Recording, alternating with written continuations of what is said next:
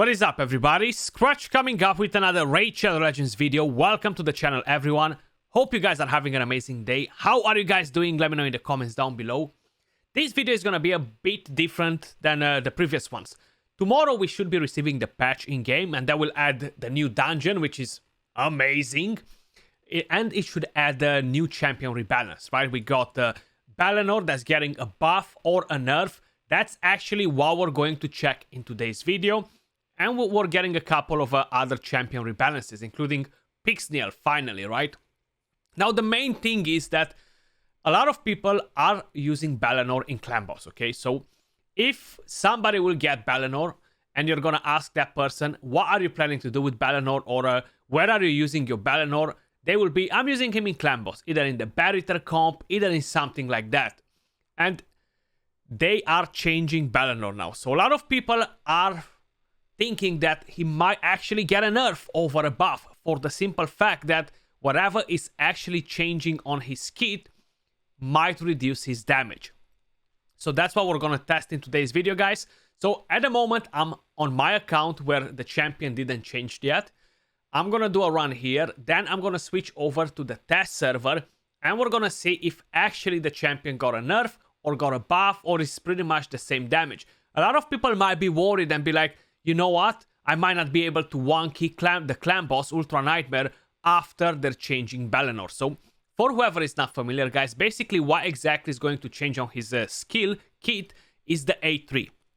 So, this skill at the moment places defense down and weaken debuff for 2 turns on a target enemy, then attacks them, okay?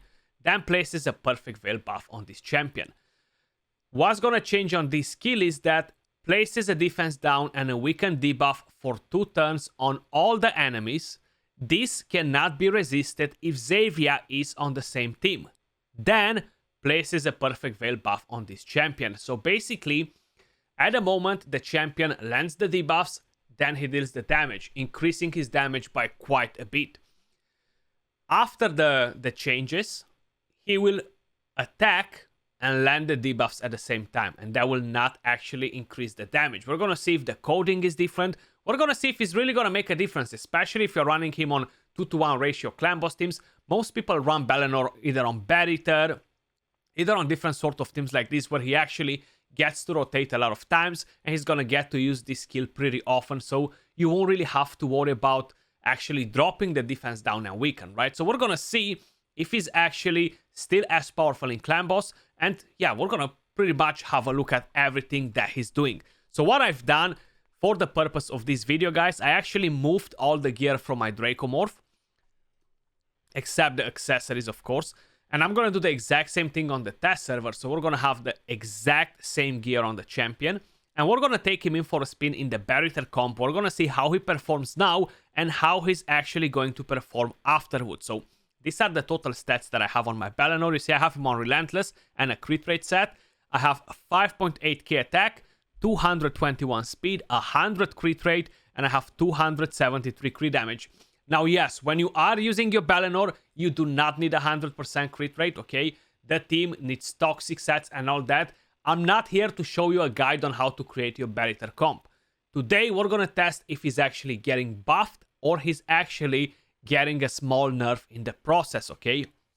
So ignore this. If I use him as lead, yeah, I can get more stats, but I want to have the same stats on here and on the test server without moving gear from 20 different champions, okay? So please ignore that. When you are building yours, do not build him with full crit rate because you don't need that, okay? He does have the crit rate aura for all battles, plus the A1 will drop the crit rate buff for all your allies. You still want to have 76% crit rate if you want to get the most out of him. Now, in terms of masteries, guys, I have offense and defense 3. Very typical for champions that are being used on unkillable teams. We have War Master as tier 6. This is our Balinor on the actual account before the buff, aka nerf, aka whatever is going to be. We're gonna find out. Let's jump into it and see what sort of damage we're getting out of him. So here we are, ladies and gentlemen. I set his preset, prioritize the A2, then prioritize the A3. So he's using every single skill in case if anything goes wrong. Let's see a couple of hits from him now before he's actually getting changed. So it will be a bit of RNG on the runs, the relentless procs, etc. But if it's going to be a massive difference in damage, we're going to notice. So that was a 213k hit for the simple fact that he landed the defense down and weakened before, you know. That's going to be very, very important, actually, you know. But I still feel like, kind of like regardless, in my opinion, if you are using him for this sort of teams, if you're going on a 1-to-1 ratio team like double slow man-eater, you might be doing a budget man-eater, or you might be doing a helicat team, or you might be doing some other sort of team, maybe an unkillable team with Balinor for defense down and weaken and the rest. Yeah, he will have a bit of an issue there if that changes. But if you're just running him for unkillable teams, I feel like the problem won't be there. 263k hit with his skill right here, and that had increased attack. He landed the defense down and weaken. The main idea is that the clan boss will take 3 turns. If you're taking 6, you're always going to have the defense down and weaken on the boss, you know. It's pretty simple, you know. So you're never going to drop it. You're still going to hammer the same damage in most of the time. So it shouldn't really be a problem. And I feel like overall that will still make him a pretty good choice for waves now. On AoE, you can use him for defense down and weaken.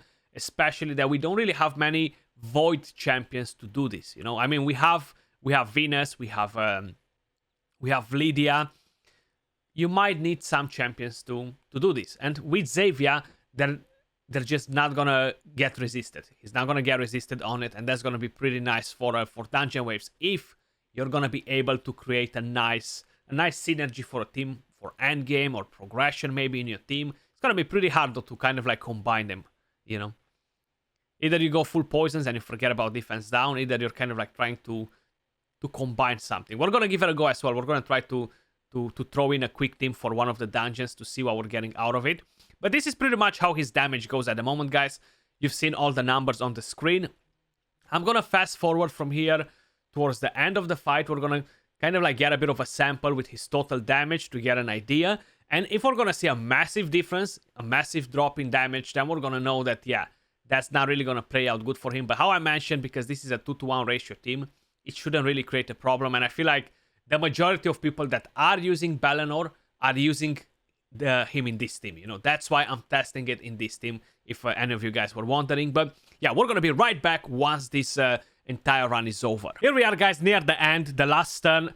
His average damage with his A2 skill, the one that lands defense down and weaken, is roughly around 260k. That's what was approximately per hit. This time around we got resisted on weaken, but I kind of like monitored the entire run, so I've seen pretty much the numbers. Very curious to see his total damage, and then when we're gonna jump over to the test server. So right here, Balinor pre-buff, he dealt 34.9 million damage, almost 35 million damage, which is definitely very, very solid. Considering that I had no toxic sets on any of my champions, I managed to overkill the clan boss by quite a bit, 96 million damage. Pretty solid the way he is. Let's jump quick on the test server where we're gonna see the new improved Baron in action. We're on the test server at the moment, guys, where the champion is actually buffed. Probably Raid is gonna release the patch tomorrow, if I'm not mistaken, or if nothing really changed in their plans. Now, I have the exact same build I had on him on my account. Nothing changed. The exact same stats, not even a 1 attack difference, okay? The exact stats, the exact same masteries. And what exactly changed on this champion, and I forgot to mention it before, is that his A2, the only skill that changed on the champion, from a single target became AoE. So I'm 100% positive that they will nerf his multipliers. They will nerf the damage that he's doing. So expect most probably to get at least a 10% on the damage drop from this skill, because now it becomes AoE. It's gonna be pretty hard, I would say, to pair him and Xavier in most of the dungeons to have a solid team. But if you don't have a lot of champions that drop poisons on the waves, having defense down and weaken for Xavier to smack is actually gonna be very, very powerful, you know, because she's gonna get to kill the waves without needing so many poisons. Nothing else changed on the champion, how I mentioned.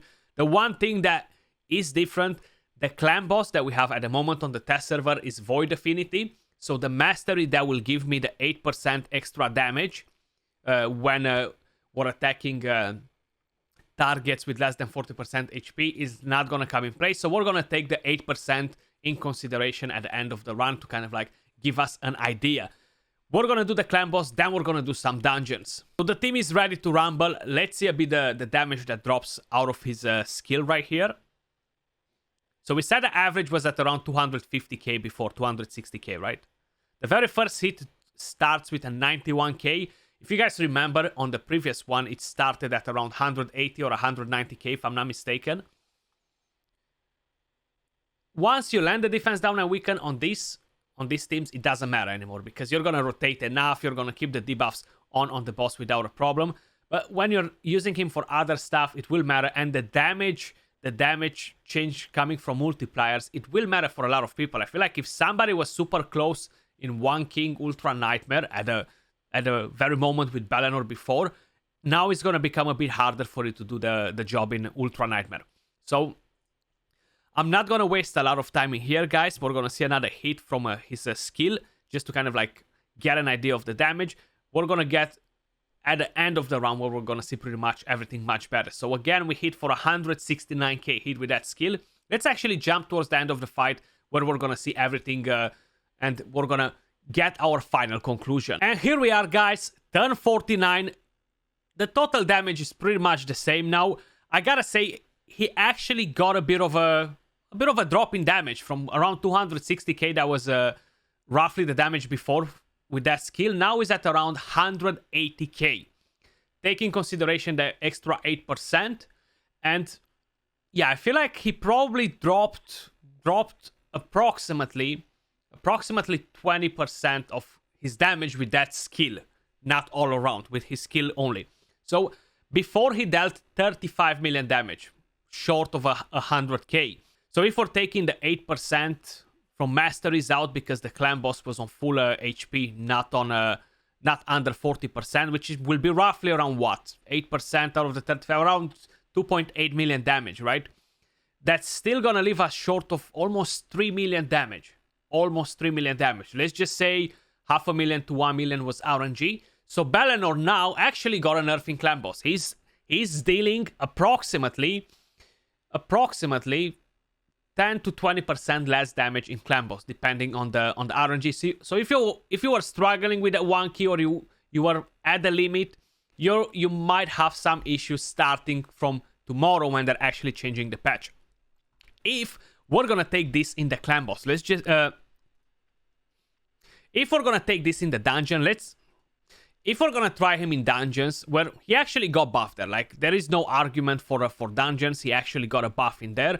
So if you pair him with Xavier, it's gonna be nice. If you don't have champions to land your defense down and weaken AoE, he's actually gonna be nice even on his own as well. Now, once you beat Faction Wars, you're gonna get Lydia, and I feel like he might be getting replaced out of there. We're gonna go on stage 20 on the Fire Knight, and we're gonna do stage 25 on the Dragon. But right here, I just kind of like want to point out a couple of things. So we have plenty of poisons here. Xavier shouldn't really have a problem in one-shotting them with defense down or without. But right here is actually a bit of a difference now. So we have defense down weaken. Xavier still one-shot everyone only with 2 poisons. So the defense down and weaken will enable your Xavier to deal tons of damage if you're pairing them together. If no, how I mentioned, it's still going to be useful against other sort of content more or less in here, you know. So definitely not a bad option for dungeons. I feel like the majority of people were running him for clan boss, and that's kind of like where the nerf dropped in clan boss, you know. Is a substantial amount of damage to drop, you know. But here we are.